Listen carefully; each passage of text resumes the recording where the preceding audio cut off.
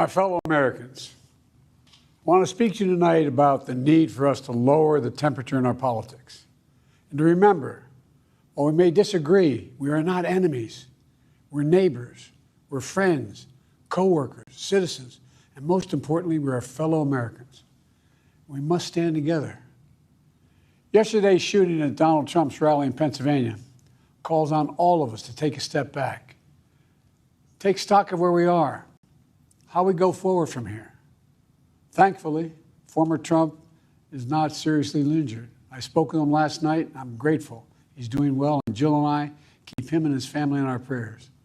We also extend our deepest condolences to the family of the victims who was killed. Corey was a husband, a father, a volunteer firefighter, a hero, sheltering his family from those bullets.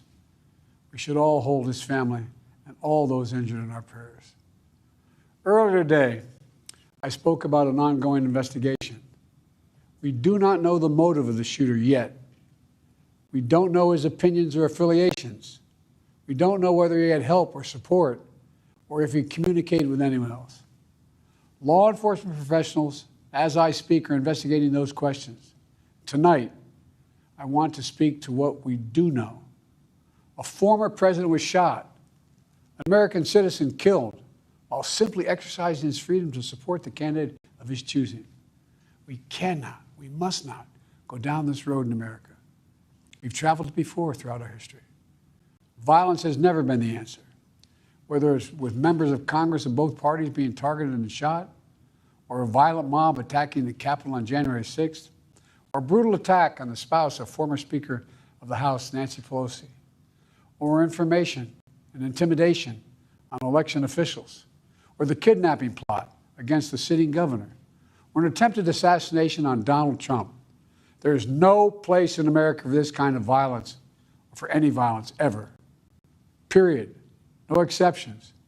We can't allow this violence to be normalized. You know, the political record in this country has gotten very heated. It's time to cool it down. We all have a responsibility to do that. Yes, we have deeply felt strong disagreements. The stakes in this election are enormously high. I've said it many times that the choice in this election we make in this election is going to shape the future of America and the world for decades to come.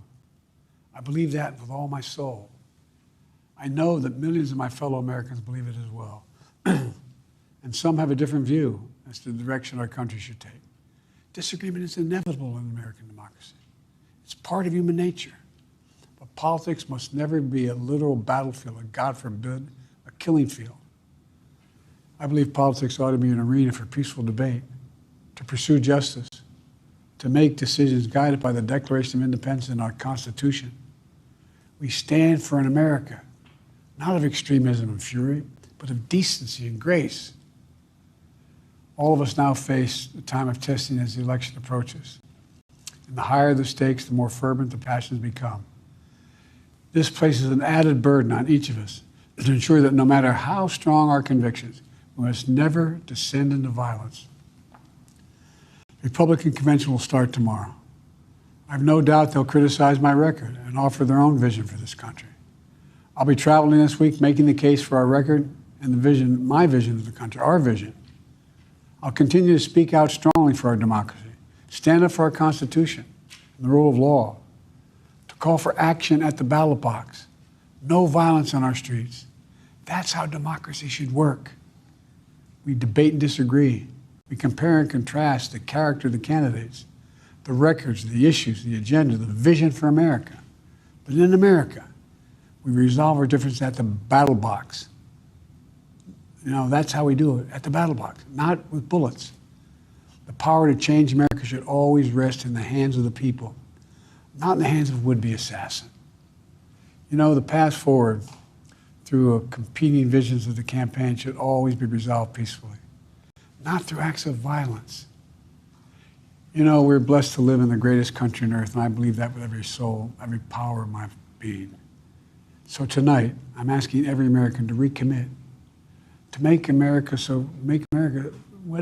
think about it. What's made America so special? Here in America, everyone must be treated with dignity and respect, and hate must have no safe harbor. Here in America, We need to get out of our silos, where we only listen to those with whom we agree, where misinformation is rampant, where foreign actors fan the flames of our division to shape the outcomes consistent with their interests, not ours. Let's remember, here in America, while unity is the most elusive of goals right now, nothing is more important for us now than standing together. We can do this. You know, from the beginning, our founders understood the power of passion. So they created a democracy that gave reason and balance a chance to prevail over brute force. That's the American we must be.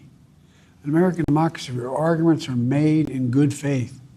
An American democracy where the rule of law is respected.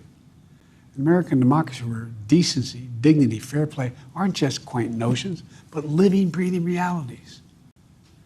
We owe that to those who come before us, to those who gave their lives for this country. We owe that to ourselves.